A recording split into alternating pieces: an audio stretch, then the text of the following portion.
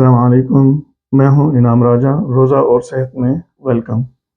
آج ہم روزہ رکھنے کا چھٹا فائدہ ڈسکس کریں گے۔ جہاں ہم نے پچھلے 5 ایپیسوڈز میں 5 فائدے ڈسکس کیے، آج ایک اور فائدہ جو کہ بہت ہی اہم فائدہ ہے روزہ رکھنے کا، اور وہ ہے آٹوفیجی۔ ہوتا یہ کہ اس پر نوبل پرائز بھی مل چکا ہے پچھلے کچھ سال پہلے۔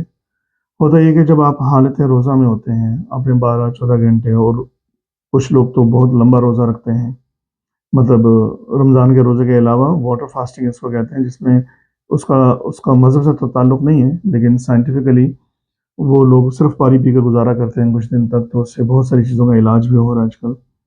لیکن ہم بات کر رہے ہیں رمضان کے روزے کی۔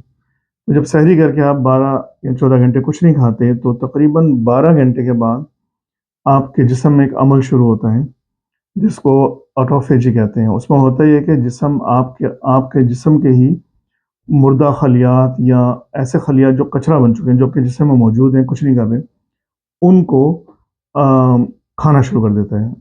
بیسیکلی آٹو کا مطلب ہے سیلف یا خود، اور فیجی کا مطلب یہ ہے کھانا۔ تو جسم اپنے آپ کو کھانا شروع کر دیتا ہے، لیکن یہ خطرناک نہیں ہے، کیونکہ جسم کا یہ نظام جو ہے ان چیزوں کو کھانا شروع کر دیتا ہے، توڑنا شروع کر دیتا ہے جو جسم کے لیے نقصان دہ ہے۔ مثلاً اسی چیز کو لے کر پھر آج کل بہت ساری ریسرچ ہو رہی ہے کہ جو کینسر کے جو سیلز ہیں وہ نقصان دہ ہیں، تو کیا آٹوفیجی اس میں ہیلپ کرتا ہے یا نہیں۔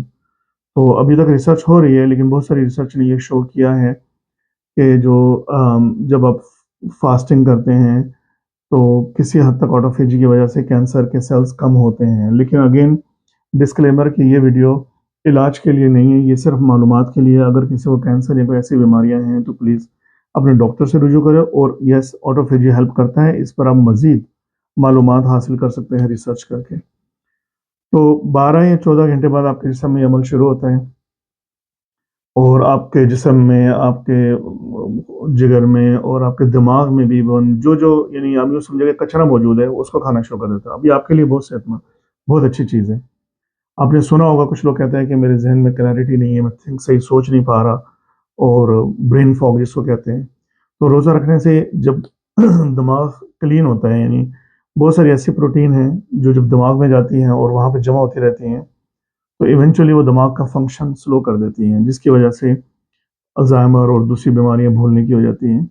جب آپ روزہ رکھتے ہیں تو 12 یا 14 گھنٹے بعد جب آپ کے جسم میں آٹوفیجی شروع ہوتی ہے، تو وہ آپ کے دماغ سے بھی ان پروٹین کو ریموو کرنا شروع کر دیتا ہے، کھانا شروع کر دیتا ہے۔ اسی طرح آپ کے جسم میں کہیں کینسر ابھی ہے، بن رہا ہے، اور آپ نے ابھی تک ڈیٹیکٹ نہیں کیا، نہ آپ کو پتہ ہے، لیکن دیکھیں اللہ کا نظام ہے۔ دیکھیں کہ ہم ہر سال روزے رکھتے ہیں، تو اگر صحیح طرح روزہ رکھا جائے تو وہ کینسرس سیل جو ہیں وہ آٹوفیجی کے تھرو ختم ہی ہو جاتے ہیں، اور ہمیں پتہ بھی نہیں چلتا۔ تو اسی لیے تقریباً ہر مذہب نے، ہر بڑے مذہب نے کسی نہ کسی شکل میں جو ہے وہ فاسٹنگ کی ہے۔ تو فاسٹنگ سے، اور ہمارے مذہب نے جو ہمیں روزے کا طریقہ سکھایا ہے، وہ کرنے سے آپ کے جسم کے بہت سارے معاملات خود بخود حل ہو رہے ہوتے ہیں۔